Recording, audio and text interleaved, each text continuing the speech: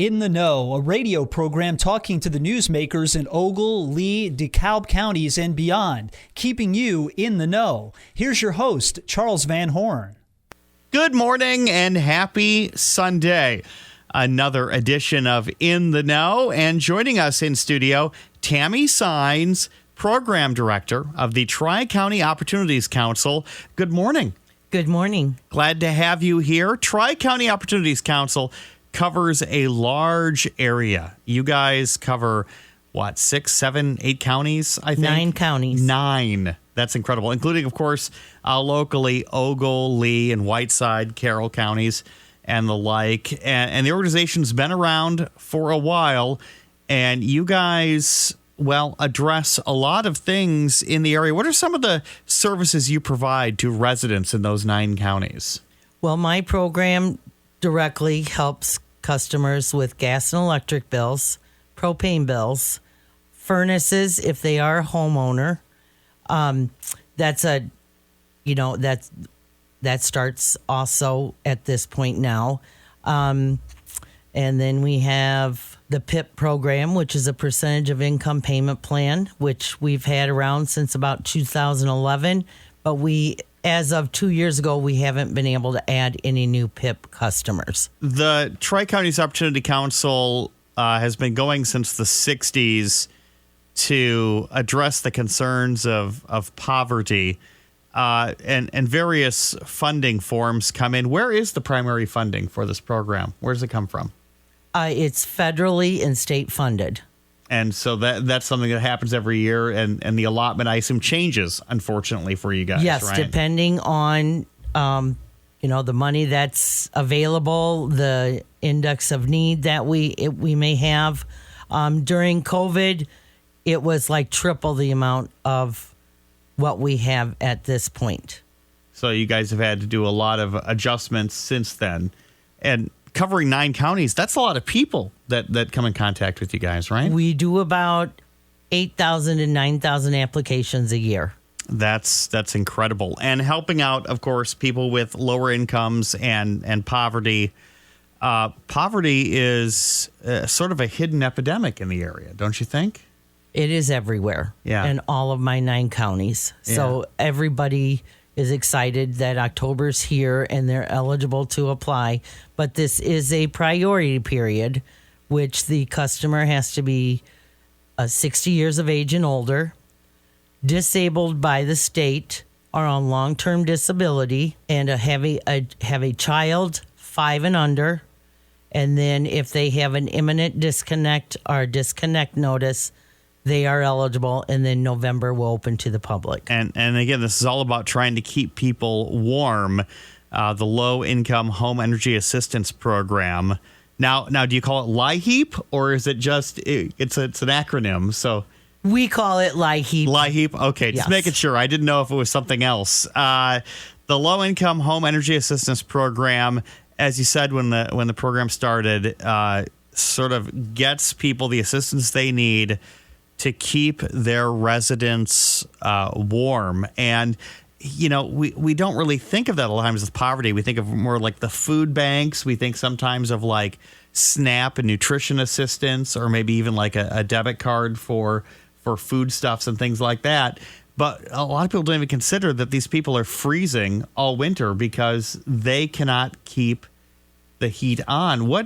What are some of these situations that you've encountered over the years where somebody has come to you and they haven't reached out for assistance before, and they could have had assistance so many times before? Do you have situations like that where they're on their 3rd or 4th year of struggling with bills, and you guys are like... Yes, we did see a lot of new customers this year versus the previous years, because we keep a card file with everybody's names. So this year, I'm going to say we saw like a 40% of new customers, due to the high cost of food.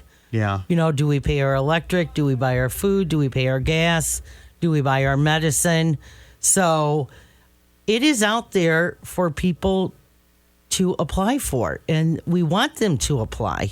A lot of government programs have endless hoops to jump through. And you mentioned that this was an early period now, and you mentioned the qualifications of age and dependence in the home, things like that. When the program fully opens up in November, are there still that many qualifications, or does it basically just drop down to income and, your heat supply or something like that? It is all based on your household gross income, and it's a payment that is based on a matrix for how many people in the home and what they have as a utility, which DCEO, our funding source, hands out every year.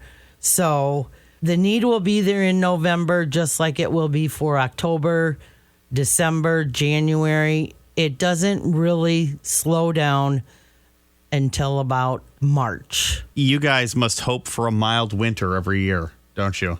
Yes, we do. Yeah, because I'm sure there's situations where people are falling through the gaps on this, and that's something that I don't think people consider, is that living in Northern Illinois, say your home doesn't have heat, or you can't afford to keep the heat on, or there's a shutoff, you not only risk just being cold, and you can bundle up, you're inside, obviously you can stay a little warm, but the damage to the house, damage to appliances, damage to the plumbing, inability to eat nutritiously, and then the fire risk as well, which I'm sure is something that you guys have also encountered, of people doing dangerous behavior to try to heat their homes.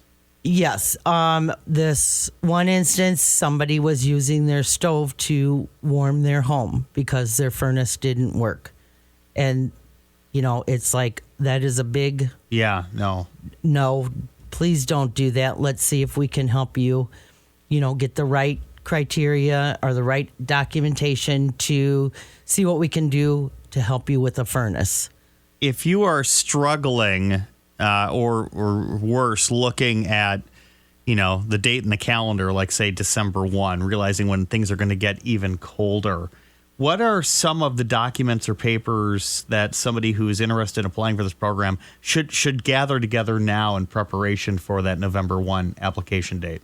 Okay, for LIHEAP itself, we need 30 days of gross income for everyone in the home that is 18 years of age and older, Social Security cards, current gas and electric bill, or propane, whatever their heating source may be, and then Lincoln medical cards if they apply to that household. And for the furnace, it would be the same thing, but you need to be a homeowner. If you have a mobile home, we need the tax bill and the mobile home title that is in their name.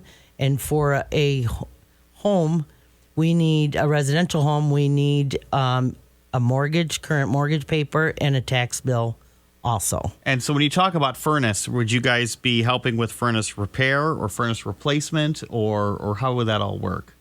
Depending on what the contractor says. Yeah. Then that's what we do, either replace or repair. And again, this goes back to people doing dangerous things, because then you've got probably people with kerosene heaters and space heaters and things trying to make things happen. And, these programs, sometimes people don't realize sort of the spider web effect they have if something like this were to go away. You'd have a lot of people who would, run the risk of setting fire to their home, or people falling ill, or even perhaps dying from exposure. And that's not really something that you sort of think about when it comes to poverty in Illinois. I think a lot of people don't grasp that. When you started with this, you said you've been in this, I think we talked off air, you've been doing this for some time, like in your third decade. When you started with this, did you realize how desperate for help some people may be in the area? I had no clue. I mean, I was a single mother raising my child. Thankfully, I had family that helped. But I went from fast food work to LIHEAP, and I had no clue what it all entailed. And it's over the years, yes, I've learned a lot of things, and how helpful that my program is to our customers, and it's detrimental so the families can, maybe not have to pay a bill one month if we help them, so they can get something other, more important. Yeah. And And I mean, yeah, we're talking about utilities being shut off. Obviously people will go without lots of things. You'll go without internet. You'll go without, some stuff. But in this day and age, you can't get a job unless you have a phone number. You can't get a job unless you have an address. You can't get a job unless you have all your documents. And you can't keep a job unless you can shower and eat. And there's a lot of layers to what it takes to. It's very expensive to be poor, I guess is what I'm trying to say. Yes. It's very expensive to be poor, and this is where LIHEAP comes in. The 30-day gross income for households, some of these numbers, I have the chart here in front of me. For a single person, a one-person household, that 30-day gross income is just over $2,500, which is, that's actually a lot of money for income. But when you think of rent and everything else, obviously a good chunk of that's going towards that. Yeah. Yes. And you have to eat. And this is I believe it's the second year that we have been at the 200% of the poverty level. For years and years, we were at 150. So that took a lot of that 150 to 200 customers out. But now they're realizing, oh my gosh, this is a middle class American family that can apply for help. And so we want them to come on. We want to help them. We don't want them to feel bad. We're here to help. Yeah. And you guys obviously don't make a spectacle of things. There's no list published anywhere of the people you assist. Nobody's going to come and put a scarlet letter on your door. No. It's certainly just getting people the help they need and their house warm. And let's talk a bit about the rural areas, because we know that there are, manufactured home communities, things like that, where things obviously may not be as maintained as well as other places and people are needing assistance. But there are plenty of rural homes of people who are truly off the grid in your 9-county area. That's got to be shocking when you encounter a case like that, right? Yes. I mean, they're in Stark County. You go through there and you see a lot of cornfields. Yeah. Marshall County, you don't see much. So when we get Marshall County applications in, we're really, really happy. Yeah. When we get Putnam applications in, we're really, really happy. There's only 8 people that live in Putnam County, though, so I know it's a small place.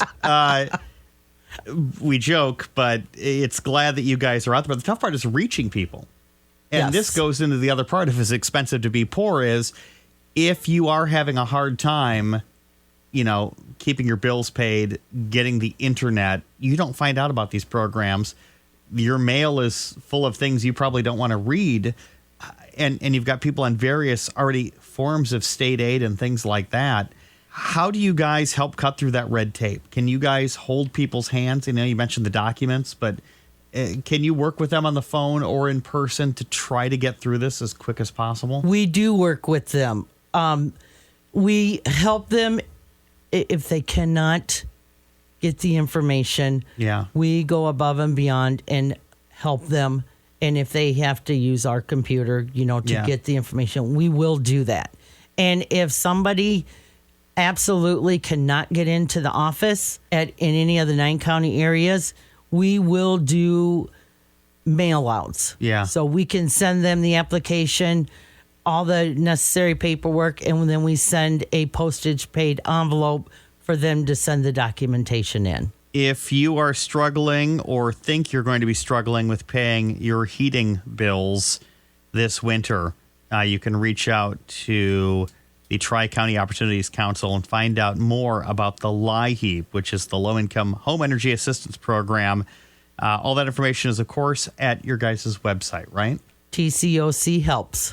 TCOChelps.org. And you'll find out information about LIHEAP there. Tammy Signs, Program Director of LIHEAP. If they want to reach out to you by phone, is that possible as well? Yes, it is. I have 1-800-323-5434, extension 310. And again, 9-county area. If they are in DeKalb County, I know that's not your territory, but is there other organizations that do that in DeKalb County? Yes, and we have numbers of all the organizations in the state of Illinois, so we can give them the number that they need to call. All right. Well, Tammy, thank you so much for joining us talking about LIHEAP, and let's hope we can keep everybody warm all winter. Thank you very much. Thank you. Thank you for listening to this week's In the Know. The program returns next week at this time with another great conversation with someone from your community.